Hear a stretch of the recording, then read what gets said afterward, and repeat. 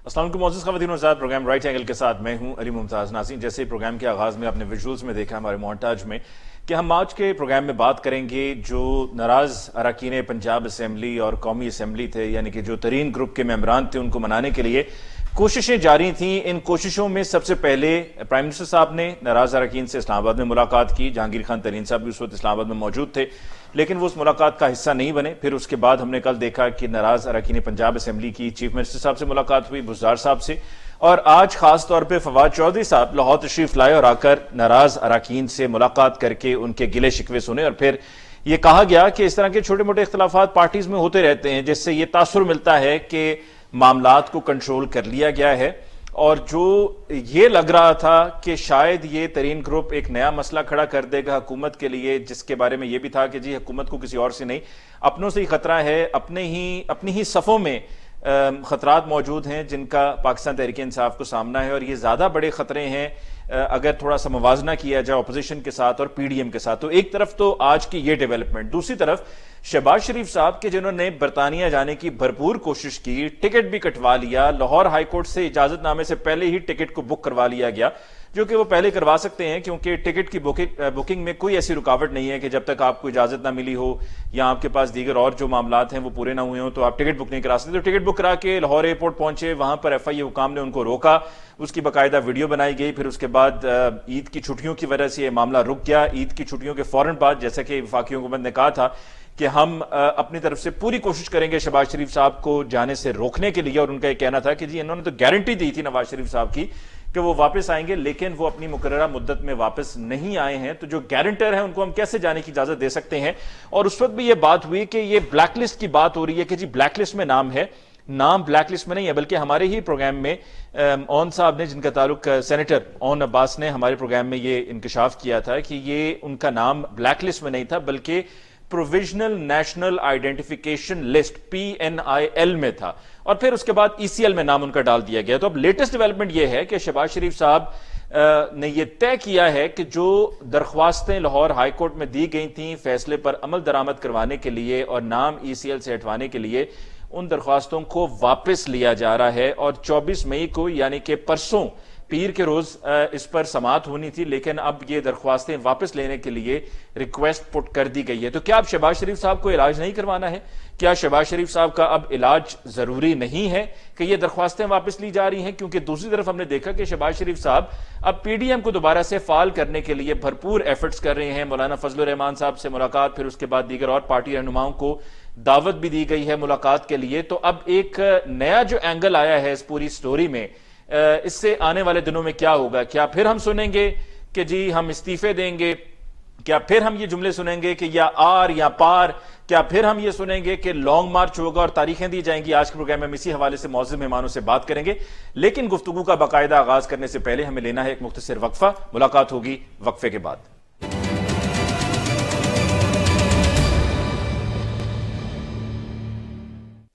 मौजूद खवातीन और साथ ब्रेक के बाद एक दफ़ा फिर आपको कहते हैं खुश आमदीद।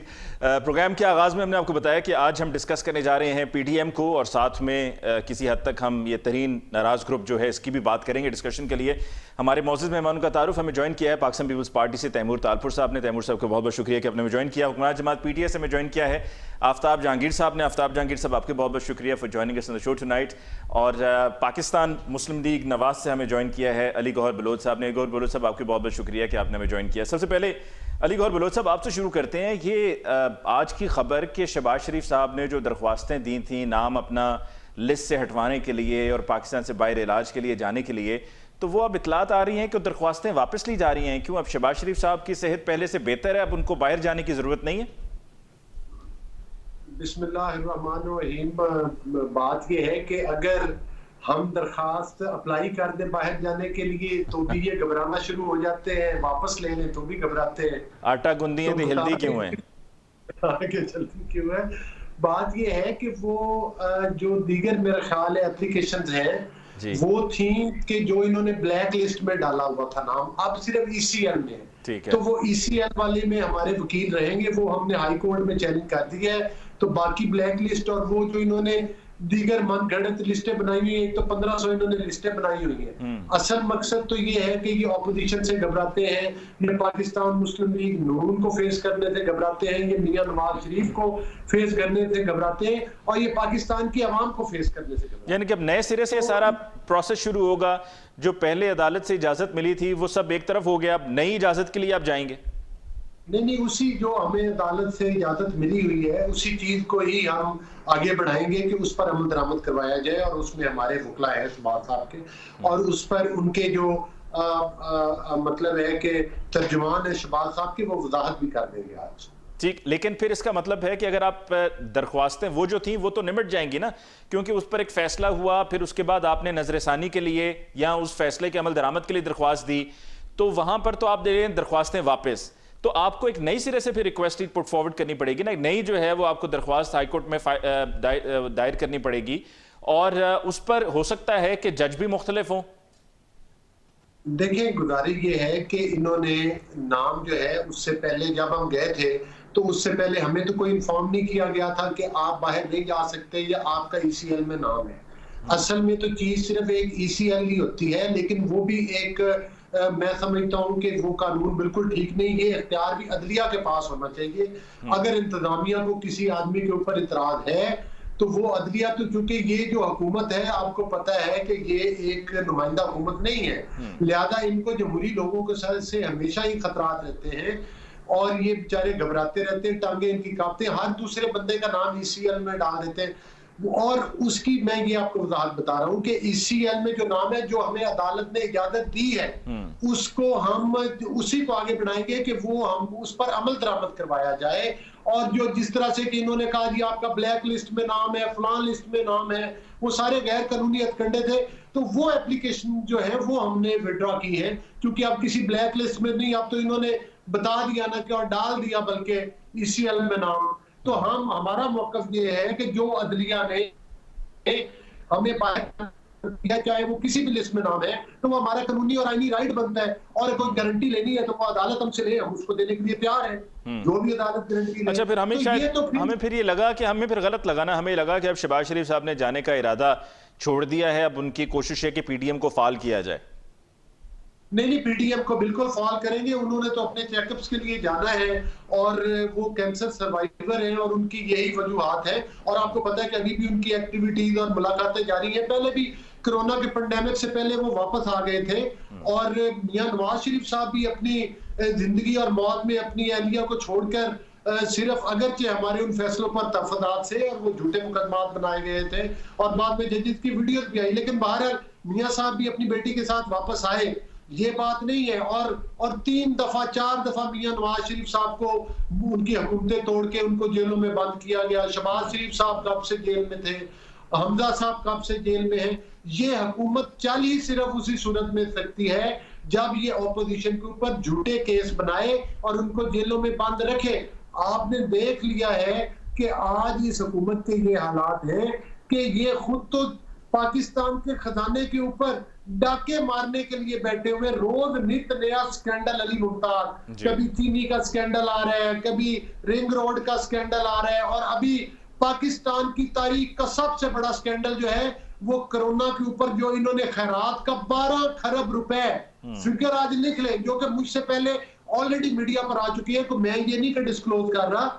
12 खरब रुपए, 12 खरब का स्कैंडल आपने पाकिस्तान की तारीख में कभी नहीं सुना होगा। और ये वो बलाएं हैं जो खैरात का पैसा भी खा जाती हैं, ये वो बलाएं हैं। इन बलाओं से छुटकारा जो है हासिल करने के लिए जो PDM है वो बिल्कुल फाल होगी, और इंशाअल्लाह ताला मुस्लिम लीग नून और PDM और अपोजिशन की दीगर जो जमातें हैं वो मिलकर जो है वो इनके जाते हुए गिरते हुए ताबूत में जरूर आखिरी की। ठीक, आफ्ताब जहांगीर साहब, PDM दोबारा से फाल होने जा रही है और रिंग रोड स्कैंडल का भी जिक्र किया है अली गौहर बलोच साहब ने, उसमें भी इंकशाफात हुए हैं कि 50 लोग हैं आपके अपने जो उसमें किसी ना किसी तरीके से बेनिफिशरी हैं। अच्छा अली भाई, पहली बात तो ये कि जो भी आपने सवाल किया अली ने उसका बलोच साहब ने उसका जवाब ही नहीं दिया। आपने कुछ और सवाल किया था, ये कहानी किधर से किधर घुमाते चले गए।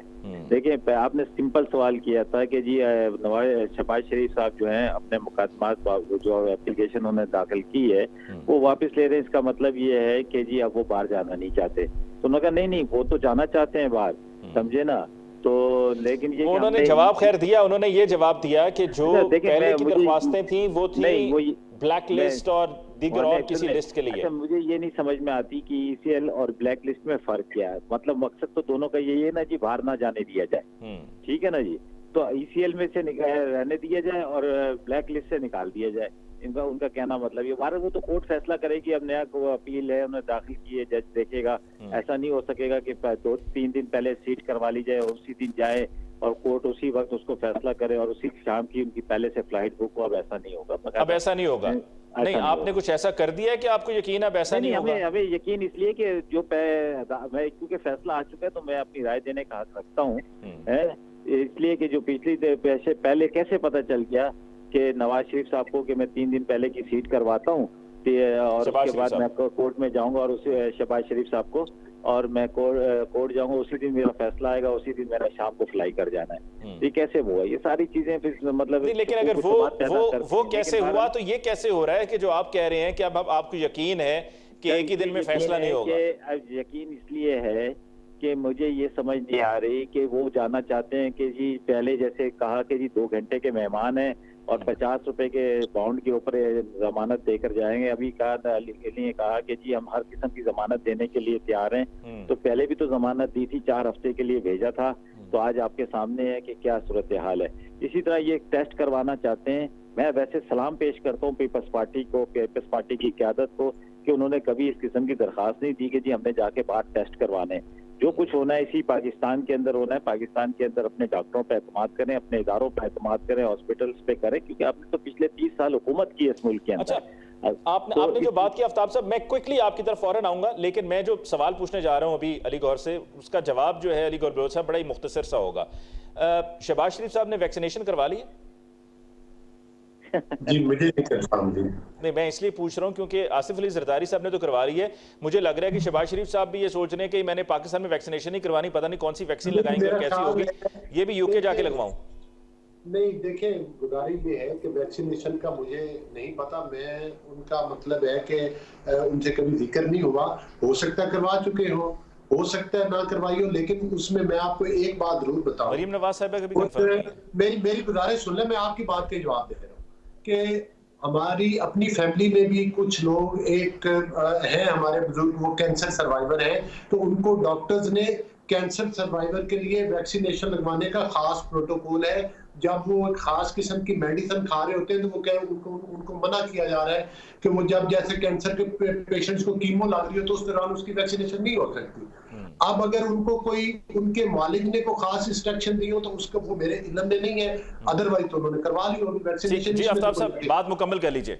जी आफ्ताब साहब। अच्छा, मैं ये कह रहा हूँ कि पहली बात तो ये कि अगर कोई डॉक्टर इनका खास जाती डॉक्टर है तो वो पाकिस्तान आ जाए और इनको देख ले कि जी इनके लिए क्या करना चाहिए, क्या इलाज है, क्या टेस्ट है। पाकिस्तान के इदारों पर मैं भी, आप भी, अली भाई भी और सब, हम जब पाकिस्तानी हॉस्पिटल्स पर और यहाँ की लेबॉर्ट्रीज के ऊपर यहाँ के डॉक्टर्स पे एतमाद करते हैं तो हमें चाहिए कि हमारी लीडरशिप को भी ये चाहिए कि वो एतमाद करे, ताकि लोगों के अंदर और एतमाद का जो है वो पैदा हो कि हाँ जी अपने इदारों पे एतमाद करना चाहिए, अपने हॉस्पिटल्स पर और सब चीज़ों पर। ये नहीं हो कि जी गरीब आदमी यहाँ पे रगड़ियाँ बिल्कुल वैक्सीनेशन ना होने की वजह से मर जाए और जो हमारे लीडरशिप है और सरमायादार। चले, मैं अब तैमूर तालपुर साहब की तरफ जाना चाह रहा हूँ, लेकिन जाने से पहले ये ज़रूर कहना चाहूँगा कि आपने अभी जब अपनी राय का इजहार करना शुरू किया तो आपने जवाब में सबसे पहले ये कहा कि जी अली गौहर बलोच साहब ने मेरे पूछे गए सवाल का जवाब नहीं दिया। आपने भी मेरे पूछे गए सवाल का, दरअसल आपने मेरे पूछे गए सवाल का जवाब नहीं दिया। मैंने रिंग रोड स्कैंडल की भी मैंने बात की थी, उसको आप बाईपास कर गए। मैं आपको दे रहा हूँ जवाब। मैं पहले जरा तैमूर साहब की तरफ से हुआ, मेरा जवाब ले ले, फिर तैमूर के पास। मैं कहता हूँ कि जो भी लोग इन्वॉल्व हैं, ये पहली दफा हुआ है कि किसी हुकूमत के अंदर रहते हुए कोई इन्वेस्टिगेशन हो और उसकी इंक्वायरी हो और उसके ऊपर जो भी लोग हो, XYZ जो भी हो, उसको कटहरे में आना चाहिए। उसे भी उसी आम पाकिस्तानी की तरह उसको ट्रीट करना चाहिए। अगर उसने कोई जुर्म किया है तो उसको मैं कहता हूँ कि जी लियाकत बाग में टांग देना चाहिए। लियाकत बाग में टांग देना चाहिए, बिल्कुल टांगे। पाकिस्तान के साथ जिसने भी खिलवाड़ किया किसी भी मामले के अंदर है उसको बिल्कुल उसको। चले तैमूर साहब की तरफ चलते हैं। तैमूर तालपुर साहब, आप तक मेरी आवाज पहुंच रही है सर? बिल्कुल जाएगी। अच्छा, ये बताइएगा कि ये जो भी आखिर में बात की है रिंग रोड स्कैंडल को लेकर कि जी ये पहली मरतबा हुआ है, आपकी हुकूमत विफाक में भी रही और सूबे में भी सन 2008 से लेके अब तक आप सिंध में हुकूमत कर रहे हैं। आपकी हुकूमत में डेफिनेटली कोई ना कोई स्कैंडल सामने आए, तो क्या आपकी हुकूमत ने, आपकी जमात ने उन लोगों के खिलाफ इस तरह से एक्शन लिया जिस तरह पीटीआई एक्शन ले रही है? अपने ही लोगों के, अगर अपना ही कोई बंदा आ रहा है, नामजद हो रहा है, तो उसको भी रगड़ रहे हैं और बल्कि वो बंदे इस्तीफा भी दे रहे हैं, जैसे कि जुल्फी बुखारी ने दिया। मेरे ख्याल से ये तो इस्तीफा देने का जो तरीकेकार था, ये तो इस अपनी जान छुड़ाने वाली बात हुई, बजाय इसके कि उन पे इंक्वायरीज हो और पता चले कि क्या क्या गलती हुई है, किस किस ने माल खाया। उन्होंने इस्तीफा लेकर और आराम से रास्ता बाहर का पकड़ लिया और अपन पे कोई इंक्वायरी नहीं हो रही। तो मैं तो इस चीज को बड़ा अपोज करता हूँ। मेरे ख्याल से हर किसी के लिए बराबरी से उनको एहतसाब करना चाहिए। ये नहीं है कि सिर्फ खुर्शीद शाह और आसिफ जरदारी साहब और नवाज शरीफ साहब के लिए जो है हमारी नायब और कोर्टें हैं और बाकी सब जो है पीटीआई वाले दूध से धुले हुए हैं। मुझे बिल्कुल भी मेरे ख्याल से अवाम को, पाकिस्तानी लोगों को कहीं से भी कोई भरोसा, एतमाद प्राइम मिनिस्टर इमरान खान पे नहीं रहा, जिसका सबूत है आपने देखा है 11 इलेक्शन हार चुके हैं, 11 नहीं बल्कि 12 मेरे ख्याल से बाई इलेक्शन हार चुकी है पीटीआई। और किस किस लीड से हारी है, अपनी जीती हुई सीटें ये लोग हार चुके हैं। जहां पर ये पहले नंबर पे आते थे, अब ये 6वें नंबर पे आते थे। तो उसका मकसद क्या हुआ, रीजन क्या हुआ? रीजन यही हुआ कि अब आवाम समझ गई है कि इमरान खान जो सबसे ज्यादा बातें करता था। जी तैमूर तारपुर साहब, आपकी आवाज नहीं आ रही। विजुअल्स तो आ रहे हैं आपके, आवाज नहीं आ रही। अच्छा, आप बात मुकम्मल कीजिए, मुझे तो नहीं सुनाई दे रही है, टीम को सुनाई दे रही है। जी जी, आप तैमूर साहब बात कंटिन्यू कीजिए।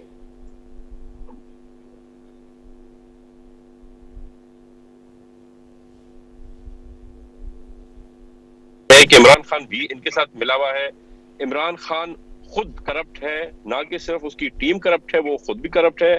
जो वजह है कि आज एमनेस्टी ट्रांसपेरेंसी इंटरनेशनल ने आपको 117वें नंबर से 124वें नंबर पे पहुंचा दिया है। तो ये क्लियर कट आपको समझ में आ गई बात। लेकिन तैमूर तारपुर साहब, ये तो बताएं कि आपकी हुकूमत में कभी आपकी पार्टी ने अपने ही किसी पार्टी के बंदे के खिलाफ इंक्वायरी की और इस तरह से इस्तीफा दिया किसी ने?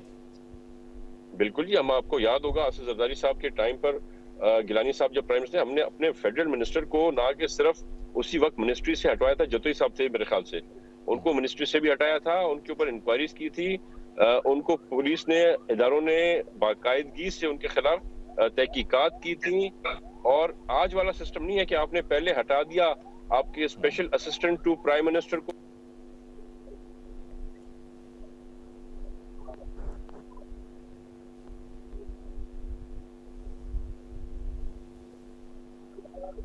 पंजाब की काबीना में, यानी कि अब उसने ऊपर पैसे देने शुरू कर दिए। तो मेरे ख्याल से ये अवाम समझ चुकी है, अवाम को पता है कि पीटीआई से ज्यादा करप्ट पार्टी आज तक हुकूमत में ना ही आई है। फवाद चौधरी साहब ने तो ये कहा कि रिंग रोड स्कैंडल में हमने अरबों जो हैं वो का फ्रॉड होने से बचा लिया हमने, मतलब यानी कि पहले ही पकड़ लिया। फ्रॉड तो ऑलरेडी हो चुके हैं और पता नहीं कितनी कितनी कीमत के प्लॉट बिक चुके हैं वहां पे। तो मेरे ख्याल से हर किसी को अपना हिस्सा मिल गया है। बुखारी साहब ने तो मिनिस्ट्री से ही हाथ धो दिया, इसके पीछे शायद वो इतना उस कमाई से खुश होंगे, बाकियों का मुझे नहीं पता। मेरे ख्याल से बात भी सामने नहीं आएगी। और ये स्कैंडल भी आप देखेंगे, जिस तरह सारे स्कैंडल्स गुम हो गए, व्हाइट पेपर आता है और उसके बाद किसी के साथ कोई इंसाफ नहीं किया जाता। आपको मैं लिख के दे दूं कि अगले 2 साल तक भी कोई इंसाफ नहीं होगा, किसी के खिलाफ कोई प्रॉपर एक्शन नहीं होगा। ये सिर्फ कागजी कार्रवाई उल्टी सीधी करके और सबको माफी दे देंगे। एक्स्ट्रा जो किलोमीटर्स की सड़क बननी थी वो बनने से तो बच गई ना, वो खर्चा तो बचा लिया हमने। लेकिन जैसे ही वो एक्सटेंशन का अनाउंस हुआ तो उसके दाएं बाएं जो जगह थी, जो सोसाइटीज थी जिन्होंने मुस्तफीद होना था वो हो गई, लेकिन ये जो सड़क बनाने पे खर्च होना था ये बचा लिया। ये स्कैंडल जब शुरू हुआ तब क्यों नहीं पकड़ा गया? तब इसमें कौन कौन इन्वॉल्व था? इतना टाइम क्यों लगा? वो प्लॉट्स क्यों बिके? वो इन प्राइसेस में किसने बेचे? और जिन लोगों ने प्रॉपर्टी के काम किए उनके साथ कौन मुलविस था? ये चीज भी सामने आना बहुत जरूरी है। बिल्कुल सही कहा। ठीक है जी, हम एक ब्रेक लेनी है, ब्रेक के बाद हम लौट कर आएंगे। जी, हम ब्रेक के बाद लौट के आएंगे तो विल कंटिन्यू विद डिस्कशन। हमारे साथ रहिए।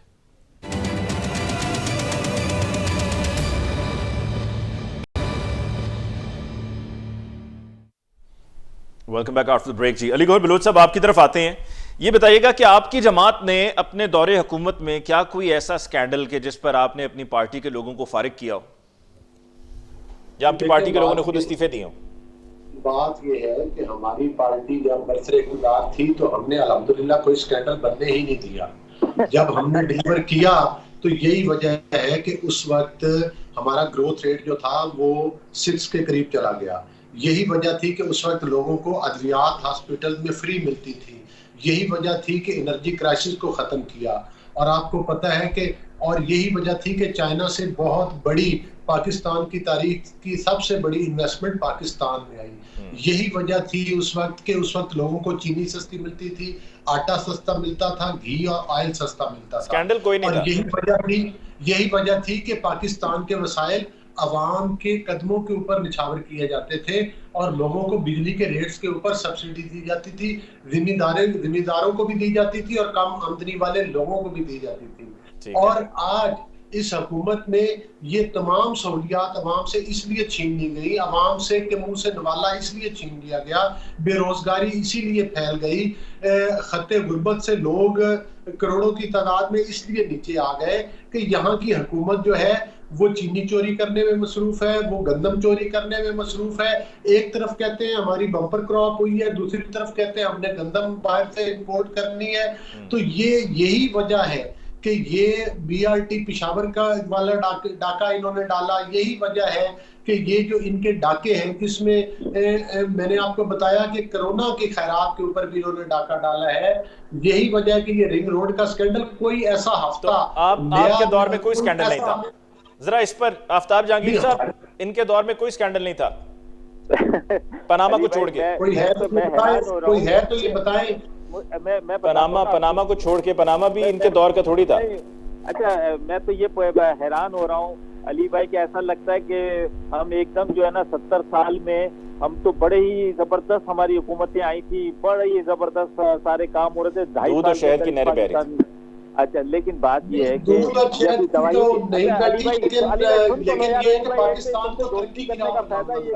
फायदा नहीं हुआ। जी जी आफ्ताब साहब। अच्छा अली, मैं कह रहा हूँ अली भाई कि कल डॉक्टर नौशीन से इनके एक कुलीग ने, हमारे MNA कुलीग ने एक सवाल किया दवाइयों के मुतालिक। उन्होंने एक पूरी लिस्ट दी कि कौन सी दवाई कितने की थी और कितने की हो गई है। तो अगर आप एक काम करें कि आप डॉक्टर नौशीन को अपने प्रोग्राम में किसी दिन बुला लें और अली भाई को भी बुला लें, ये भी एक लिस्ट लेकर आ जाए कि जिन दवाइयों की कीमत बढ़ी और जिनकी कम हुई है वो उनका रेलिवेंट आंसर वही देंगी क्योंकि जो इस मिनिस्ट्री के साथ वाबस्ता है। अच्छा, दूसरी मेरी बात ये है कि अभी मेरे दोस्त ने तालपुर साहब ने कहा तो एक नाम हुआ करता था मुजफ्फर टप्पी, वो आजकल किधर है? अवैस मुजफ्फर टप्पी। हाँ, उनका क्या रोल था पीपल्स पार्टी के अंदर? और ये जो बैरियर टाउन है ये कितना बड़ा स्कैंडल है कि आज भी लोग खुदकुशियों की तरफ चले गए हैं। आज भी लोग कहते हैं कि क़यामत का दिन होगा और तुम्हारा गिरबान और हमारा हाथ होगा, है कि वो जमीनें ही नहीं है। आप हैरान होंगे कि वो जमीनें ही नहीं है और जमीनें बिक गई है। इतने बड़ा स्कैंडल। ये तो ये रिंग रोड की बात हो रही है कि ये तो अब कोर्ट फैसला करेंगे, इदारे फैसला करेंगे कि जी इस पे क्या सजा मिलनी चाहिए और इससे क्या बेनिफिट होना चाहिए। कोर्ट जो फैसला करेगा वो उसको हम मनवन नहीं। लेकिन ये जो तैमूर साहब ने कहा ये तो बात ठीक है ना कि अगर आपने वो सड़क पे जो पैसे लगने थे वो बचा लिए, लेकिन उस प्रोजेक्ट के अनाउंस होने के बाद कि वहां से भी गुजरेगा और वहां से भी गुजरेगा, उसके दाएं बाएं जो जगह थी वो तो कीमतें कहां से कहां चली गई, लोगों ने जमीनें बेच के क्या से क्या कमा लिया। कभी कभी जाता हूँ अपने इलाके के अंदर, थोड़ा बहुत मेरा ताल्लुक पंजाब से भी है, मैं वहाँ जाता हूँ तो मैं जब देखता हूँ कि वहाँ पे काश्तकार जो है वो बैठा हुआ है, वो इंतजार कर रहा है। ये मैं आज 2.5 साल की बात नहीं बता रहा, ये मैं तो आपको 4-5 साल पहले की बात बता रहा हूँ, है कि वो बैठे कहते हैं यार कोई रियाज मलिक आ जाए, कोई फलाना चौधरी आ जाए, कोई हमारी जमीनें खरीद ले ताकि हम थोड़े से वो हो जाए, खुशहाल हो जाए। क्योंकि तो लोग तो इंतजार में बैठे हुए। मैंने तो ये बात पार्लियामेंट में भी कही कि जी सोसाइटीज के ऊपर पाबंदी होनी चाहिए। और लेकिन बहरहाल अगर कहीं पर कोई रिंग रोड बन रहा है या कुछ बन रहा है, अगर सिर्फ एक सोसाइटी के अलावा बाकी तमाम सोसाइटीज पे पाबंदी होनी चाहिए, है ना? मैं कहता हूँ देखिए वो DHA की आप बात कर रहे हैं तो उसमें भी होनी चाहिए। अरे भाई कानून सबके लिए बराबर है, मैं उसका हक में हूँ। मैं तो कहता हूँ कानून सबके लिए बराबर है। लेकिन अली भाई बात यह है कि अगर हम अपोजिशन करनी है तो हमें बेहतर तरीके से करनी चाहिए, इल्जामात की बुनियाद पे नहीं कि जी हमारे दौर में दूध की नहरें बह रही थी, जितना करप्शन हुई इस 2.5 साल में हुई है। तो 2.5 साल के बाद 2023 के बाद तो हम आवाम के पास जाएंगे, अगर आवाम हमें नहीं मुंतखब करेगी, पीपल्स पार्टी को या नून लीग को करेगी, तो उस वक्त भी ये इदारे मौजूद होंगे, ये नैब मौजूद होगा, सब कुछ मौजूद होंगे, है उस वक्त आप इंडिपेंडेंट इंक्वायरी करवा लीजिएगा भाई। अगर अभी हम इसमें लेकिन आफ्ताब साहब ये बात तो आप मानेंगे ना कि जब कोई स्कैंडल होता है पिछले दौरे हुकूमत का या उससे पिछले दौरे हुकूमत का, पीपल्स पार्टी का या PMLN का, तो वो नैब तो फौरन टेकअप कर लेता है, जहां पर कहा जाता है कि जी हम केस देखते हैं, हम फेस नहीं देखते। लेकिन आपके मामले में नैब हरकत में उस तरह से नहीं आता है। मलम जबा स्कैंडल है, BRT का स्कैंडल है, ये रिंग रोड का स्कैंडल है। अच्छा देखिए अली, मैं आपकी बात बिल्कुल सही, मैं ये कहता हूँ कि जो लोग अगर ये अदालतें किस लिए, इनको चाहिए कि नैब अगर नहीं उस पर कर रहा तो अदालतों में चले जाए, कहे कि जी हाँ ये ज्यादती हो रही है तो उसमें मैं तो भाई बहुत स्ट्रेट फॉरवर्ड हूँ इस मामले के अंदर। मैं कहता हूँ कानून सबके लिए बराबर होना चाहिए, चाहे वो कोई भी हो, चाहे आफ्ताब जहांगीर क्यों ना हो, समझे ना। तो मैं इसमें मेरी कोई दो राय ना कभी रही अली भाई, आपको पता है मैं स्ट्रेट फॉरवर्ड आदमी हूँ, मैं सीधी सीधी बात करता हूँ। अगर किसी ने जुल्म किया है उसको सजा मिलनी चाहिए, और पाकिस्तान के साथ जिसने जुल्म किया है ना पाकिस्तान की आवाम उसको कभी माफ करेगी और ना कभी तारीख उसको माफ करेगी। तैमूर तालपुर साहब, PDM की भी बात कर लेते हैं। PDM का मैंने सबसे पहला सवाल जब किया था अली गौहर बलोच साहब से, तो उसमें PDM की बात भी हुई। अब जब शहबाज शरीफ साहब मुलाकातें करेंगे तो क्या ये अब एक डिफरेंट सिनारियो होगा, और जो पहले मरीम नवाज साहिबा जब लीड कर रही थी, अपनी जमात को रिप्रेजेंट कर रही थी मीटिंग्स में, तो तब में और अब में क्या फ़र्क होगा कि जो वो पहले गिले शिकवे थे, जो डिफरेंस ऑफ ओपिनियन था, वो अब भी है और रहेगा, या अब आप एक पेज पर आ जाएंगे और वाकई कुछ करेंगे? क्योंकि जो आपसे नहीं हो पाया, जिसका आपने कहा था कि आप करेंगे, उसके बाद सबने कहना शुरू कर दिया कि PDM ना कोई खतरा था, ना है और ना कभी होना है। मैं देखें जी बहुत सीरियसली, क्योंकि जब मैं आजकल के हालात देखता हूँ, जब मैं देखता हूँ कि गरीब आदमी पर जो महंगाई का बम फटा हुआ है, लोग ना तो गैस इस्तेमाल कर सकते हैं, ना बिजली की कीमत ऐसी होगी कि ना वो इस्तेमाल कर सकते हैं, खाने की अशिया कहाँ पहुंच गई हैं। इन लोगों ने आपके लाइफ सेविंग जो ड्रग्स होते हैं उनकी कीमत 450% बढ़ा दी है। तो मेरे ख्याल से हम सबको PDM में एक साथ इकट्ठे होके और उस वॉर फुटिंग पे काम करना चाहिए कि जल्द से जल्द PTI से इस अवाम को निजात मिले। मैं समझता हूँ शहबाज शरीफ साहब के साथ शायद कुछ बेहतर पोजीशन में हम चल सकें। वो एक ज़्यादा एक्सपीरियंस्ड सियासतदान हैं, कई बार चीफ मिनिस्टर रहे हैं पंजाब के। तो आई थिंक पीपल्स पार्टी को और नून लीग को एक पेज पर आना चाहिए और आना पड़ेगा। और मेरे ख्याल से ऑलरेडी मौलाना साहब अपना किरदार अदा कर रहे हैं, वो राब्ते में है पाकिस्तान पीपल्स पार्टी की क़यादत के साथ। जब तक हम इकट्ठा होके मिल के काम नहीं करते तो मेरे ख्याल से जो डिजायर्ड रिजल्ट्स हैं वो शायद आना थोड़ी हुकूमत गिराने के लिए इकट्ठे होंगे दोबारा, अगर होंगे तो मकसद गोल एक ही होगा। बिल्कुल, गोल तो यही हमारा कि किसी भी तरह से इन करप्ट और नाअहल हुक्मरानों से हम इस मुल्क की, इस आवाम की निजात दिलाएं, इनकी जान छुड़ाएं, अपनी भी जान छुड़ाएं, इनकी भी जान छुड़ाएं। ठीक। अली गौहर बलोच साहब, क्या आपको लगता है कि ये हुकूमत अपने 5 साल पूरे करने से पहले ही घर को रुखसत हो जाएगी? क्योंकि जब पीपल्स पार्टी की हुकूमत थी 5 साल पीपल्स पार्टी के यूं गुजरे के लगता था कि बस अभी गई सो अभी गई। PMLN के दौर में भी यही लग रहा था कि जी कभी भी 2014 में जब ये एहतजाज हुआ, इस्लामाबाद में धरना हुआ, तब भी लग रहा था कि जी PMLN की हुकूमत गई, लेकिन 5 साल पूरे किए। नवाज शरीफ साहब बीच में नहीं थे आखिरी 1 साल में, लेकिन 5 साल पूरे हुए। अब पाकिस्तान तहरीक इंसाफ भी पहले रोज से ये लग रहा है कि जी कभी किसी ना किसी वक्त बस ये वक्त आया कि गई, लेकिन क्या आपको लगता है 5 साल ये पूरे करेगी? अली मुमताज, देखें बात ये नहीं है कि ये 5 साल पूरे करेंगे या नहीं करेंगे। कोई भी अगर जमहूरी हुकूमत हो तो उसको 5 साल पूरे करने चाहिए, लेकिन जमहूरी हुकूमतें जो तो अगर पूरे करने चाहिए तो फिर पूरे करने देना। अभी आपके साबका इत्तेहादी और फिर मुस्तबिल के इत्तेहादी तैमूर तालपुर साहब, पीपल्स पार्टी ने ये कहा है, उनका ये कहना है कि ये हुकूमत गिराने के लिए है। मुमताज, मैं अपनी बात मुकम्मल कर लूं, आपने दरमियान में फौरन क्वेश्चन दे दिया। गुजारिश ये है कि मैंने एक लफ्ज बोला है कि अगर हुकूमत जमहूरी हो तो उसको 5 साल पूरे करने चाहिए। अच्छा, अगर देखिए ये हुकूमत एक नुमाइंदा हुकूमत नहीं है, ये RTS सिस्टम की पैदावार है और इसमें कोई इनकी पार्टी के लोग नहीं है। ये तो वो लोग हैं जो मुशर्रफ काबीना में थे, आज इनकी काबीना में है। इनको ये वो हुकूमत है जिसने अपना चौथा वजीर खजाना बदल लिया, हर दफा किराए का वजीर खजाना लेकर आते हैं। ये वो हुकूमत है जो इनकी पार्टी में बैठे हुए, आज देख लें, ये तो जत्थों की हुकूमत है। जहांगीर तरीन के साथ जो लोग बैठे हैं, जो प्रेस कॉन्फ्रेंस रोज कर रहे हैं, जो लोग बातें कर रहे हैं। मैंने परसों एक अजीब तमाशा देखा हर टीवी, हर चैनल पर, कि इन्हीं के पार्टी के लोग बैठे थे और एक दूसरे को जो है वो बुरा भला कह रहे थे और गालियां दे रहे थे। ये तमाशा आपने भी देखा, मैंने भी देखा। और ये जत्थों की हुकूमत है। इनका पाकिस्तान के साथ या इस हुकूमत के साथ कोई वफादारी नहीं है। हर बंदा अपनी दिहाड़ी लगाने में मसरूफ है और इनको एक खास तबके की सपोर्ट हासिल है। वो तबका है जो एक पाकिस्तान में मुक्तदिर तबका है, जो पार्टियां बनाता है और तोड़ता है और कठपुतलियों को लाके बिठाता है। इस वक्त भी उनको सपोर्ट जो है, इन कठपुतलियों को उसी तबके की सपोर्ट हासिल है। और अवाम तो इस वक्त आप देख लें कि मैं आप कराची के इलेक्शन में देख लें कि वाडा साहब ने धांधली के जरिए वो 2018 में इलेक्शन जितवाया गया। आज जनरल इलेक्शन हुआ, अगर कि हमारे पीपल्स पार्टी से तफदात अपने जगह, लेकिन जिस बुरी तरह से पीटीआई को लोगों ने, कराची के लोगों ने किक आउट किया, आपको लगता है कि वाडा साहब इस इलेक्शन से जीते थे? छठे नंबर पर आए, छठे नंबर के ऊपर पीटीआई का उम्मीदवार आया कराची से। और मुस्लिम लीग और पीपल्स पार्टी तो चले, जो नाडा है वो भी तकरीबन बराबर वोट थे। तो मकसद ये है कि इन्होंने, मतलब है कि ये पाकिस्तान की नुमाइंदा हुकूमत तो आपने कहा कि अगर जमहूरी हुकूमत हो, आपने कहा ये जमहूरी, यानी कि आप मानते हैं कि जमहूरी हुकूमत नहीं है, ये नहीं है। आज अगर नहीं है तो फिर अली गौहर बलोच साहब मामला आसान कर देते हैं ना। अवाम को भी अगर आप रिलीफ देना चाहते हैं और आप इस बात पर तुले हुए हैं कि अवाम को रिलीफ देना मकसद है और कुछ नहीं, अपना दिफा या अपने केसेस खत्म कराना या एनआरओ जो बातें पीटीआई करती है वो नहीं है, तो फिर पंजाब में तो आपके पास बड़ी इजी पोजीशन है। आप सिर्फ ये जिस तरह तरीन ग्रुप है इसको साथ में मिलाएं, कोई और दीगर इस तरह से लोग हैं उनको अपने साथ शामिल करें और हुकूमत की छुट्टी करा दें। देखें अली मुमताज, बात ये है कि तरीन ग्रुप भी जो है वो तो अपने जो मतलब जिसने जो हड़प किया हुआ है वो उसको बचाने के चक्कर में, और इस वक्त भी पंजाब में जो पंजाब असेंबली का हाउस है उसमें हमारी पार्टी एक्सट्रीम पार्टी है।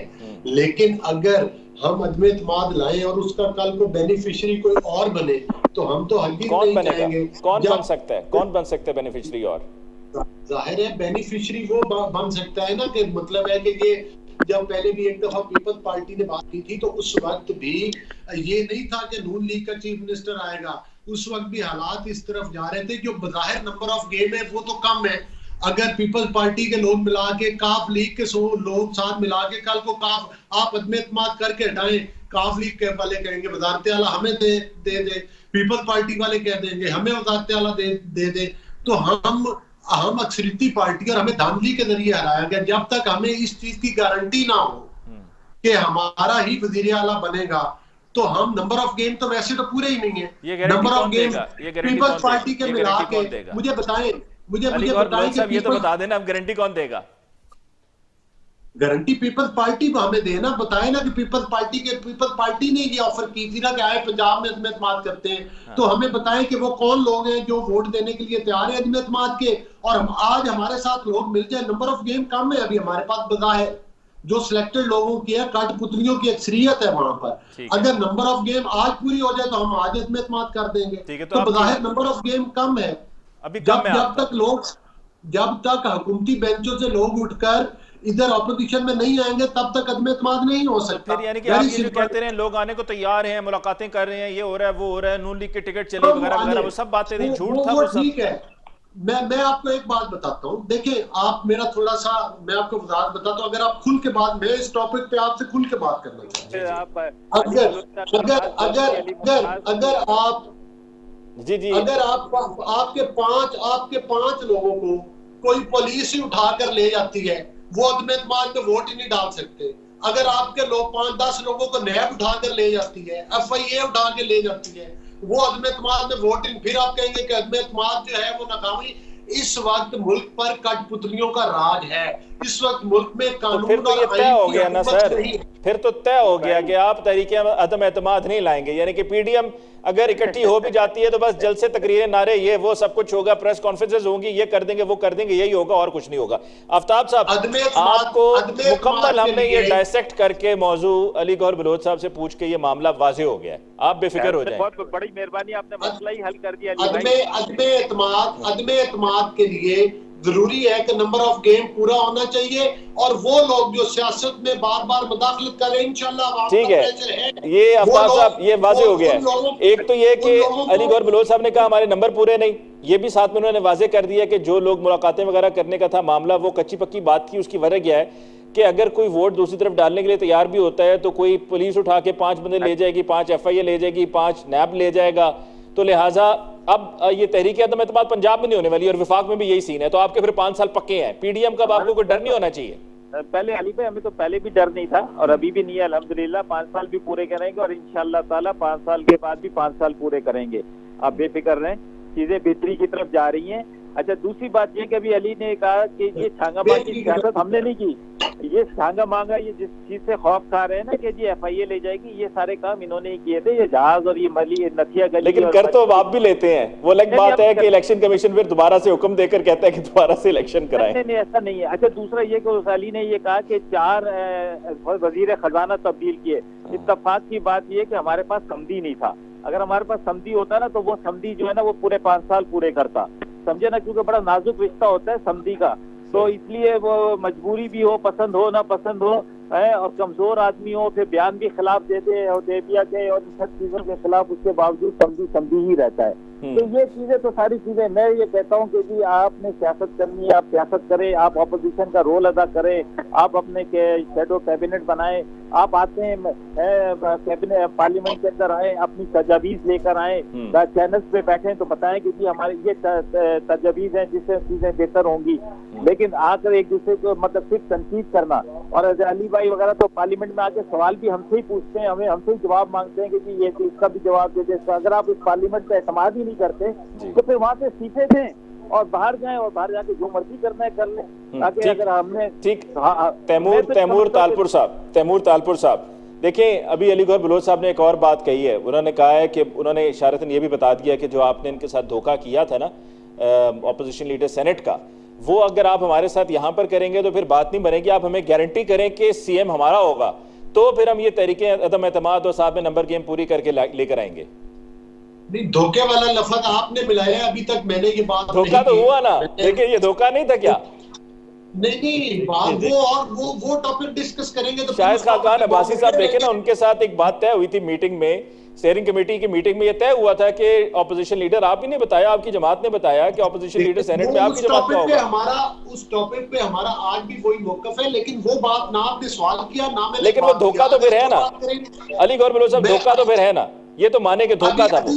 अभी पंजाब असेंबली में अदम-ए-एतमाद डिस्कस हो रहा था, तो उस पर तो अभी अदम-ए-एतमाद हुआ ही नहीं, तो हम धोखा कैसे कह रहे हैं? नहीं, लेकिन वहां पर विफाक में तो धोखा हुआ था ना सेनेट में ऑपोजिशन लीडर सेनेट के। वो बिल्कुल उस पे हमारे तफदात थे, हमने पार्टी को बताया 2 अलग-अलग मैनिफेस्टो पर पार्टी है, अगर कहीं हमारे साथ ज्यादती हुई है तो एक दूसरे को बताना हमारा हक बनता है। ठीक, तैमूर तालपुर साहब गारंटी करें कि CM PMLN का होगा, गारंटी दें और नंबर भी पूरे करके दिखाएं ना। अली गौहर साहब एक तो हमारे दोस्त हैं, ऊपर से मेरे बलोच भाई भी हैं, तो मैं तो इनको कुछ कह नहीं सकता हूँ। हमारा एक बड़ा अदब का रिश्ता है। मैंने कोई बात भी ऐसी नहीं कही। अली मुमताज साहब कुछ चस्का लेना चाह रहे। नहीं, वो बिल्कुल अली भाई ने बिल्कुल सही बात की जो आप कहना चाह रहे थे, आपकी दिल की बात सुन ली। बात ये है और इशू ये है कि इन लोगों ने 3 साल में हर चीज करके देख ली, 6-6, 8-8 IG चेंज कर दिए, 6-6, 8-8 चीफ सेक्रेटरीज चेंज कर दिए। इन लोगों ने सारे वुज़राओं को कितनी बार तब्दील किया, कुछ नहीं हुआ। तब्दीली तभी आएगी असल जो फसाद की जड़ है, जो आपका इनकॉम्पिटेंट तरीन प्राइम मिनिस्टर है, उसको हटा दें, किसी कॉम्पिटेंट बंदे को ले आए, सारे पाकिस्तान के मसले हल हो जाएंगे। ये छोटी छोटी चेंजेस से कुछ नहीं होना, एक लानी है और बड़ी लानी है, ये खोलना है या वो चेंज हम लोग लेके आए, ये फैसला करना है। आपने इनको टाइम देना था 60 दिन, 100 दिन, 6 महीने। जरा आफ्ताब साहब जरा बात तैमूर साहब को मुकम्मल करने दीजिए प्लीज। तैमूर साहब आप सवाल कुछ करते हैं, वो जवाब कहीं और नहीं, वो आ रहे हैं उस तरफ, वो गारंटी करेंगे, वो बताएंगे कि हम गारंटी करते हैं या नहीं करते कि चीफ मिनिस्टर PMLN का होगा। वो गारंटी देंगे ही नहीं। आप अली भाई मैं आपको बता रहा हूं, हम हमेशा समझते हैं कि स्टेक्स पंजाब में PML नून के हैं और उनका ही राइट बनता है और जो भी फैसले होंगे उनकी तरफ से होंगे। हम एज ए हेल्पिंग हैंड जरूर आगे सपोर्ट करेंगे। आप राइट उनको ही मिलना चाहिए और इनको मिलेगा। ठीक है। और मुझे हैरत, अली गौहर बलोच साहब एक जुमले में आप भी कोई गारंटी दे दें तैमूर तालपुर साहब को। आप तो गारंटी दे दिया करते हैं, चाहे वो 50 रुपए के स्टैम्प पेपर पे हो या कोई और हो, गारंटी तो दे देते हैं आप। देखिए अली मुमताज, देखिए गुजारिश ये है कि मेरा मौक़िफ़ ये है कि हमारे और पीपल्स पार्टी के वोट मिला के क्या अदम-ए-एतमाद के वोट बनते? अगर हमारा ये मौकफ है कि पीपल्स पार्टी और हमारे मिला के उसके अलावा कितने वोट कम है एतमाद में, वो फिगर पीपल्स पार्टी में बताए कि कौन कौन लोग आना चाह रहे हैं। जी तैमूर तालपुर साहब, मैं एक बात, मेरी एक बात और सुन लें। देखिए, आज अगर हम लोगों को ये कहें कि हम आपको नून लीग के अगले टिकट्स दे देंगे तो आधी असम्बली हमारे साथ आने के लिए तैयार है। दे दो यार, पंजाब में अगर जी तैमूर साहब, अगर हम लोगों को गारंटी दे दें। Closing remarks from you sir, Taimur Talpur साहब, क्लोजिंग रिमार्क्स। अपनी कंस्टिट्यूएंसी में, हर कंस्टिट्यूएंसी में हमारे कैंडिडेट्स मौजूद है, तो हम किसी से झूठ नहीं बोल सकते कि हम उनको टिकट्स देंगे। रास्ते में थे, वो लोग चाह रहे थे कि वो रिसीव करें पीटीआई को और पीएमएल के पाकिस्तान मुस्लिम लीग नून के साथ चलने। तो उसी टाइम पर हमने अपना एक दोस्ती के रिश्ते में एक एडवाइस दी थी कि अगर आप कुछ चेंजेस लाना चाहें तो हम कुछ लोग हैं जो आपके हवाले कर सकते हैं। हमारा कोई भी इंटरेस्ट नहीं है इन कम सीटों के साथ कोई चीफ मिनिस्ट्री का सोचने का पीएमएल नून के साथ। तो हमारी जो जबान है वो कायम है और हम उस चीज पे आज भी है कि जब भी जो भी हम किरदार अदा कर सकते हैं। चलें, ये तो फिर अच्छी बात है, ये पॉजिटिव आपकी तरफ से है। और तैमूर तालपुर साहब, इसके साथ ही हम आपको शुक्रिया अदा करेंगे। अली गौर बलोच साहब, यहाँ पे जाते जाते सुनते जाइए कि चीफ मिनिस्टरशिप के लिए तो उन्होंने कह दिया हम सपोर्ट करेंगे, बाकी आप उसका इंतजाम कर लें कि 5 बंदे पुलिस ले जाए, 5 लैंब ले जाए, 5 FIR ले जाए, इसकी जरा सिर्फ आपने तैयारी करनी है। आफ्ताब जहांगीर साहब, आपकी बहुत बहुत शुक्रिया। नाज़रीन, इसके साथ ही आज के प्रोग्राम का वक्त खत्म हुआ चाहता है। मुझे अली मुमताज को दीजिए इजाजत। अल्लाह निगहबान।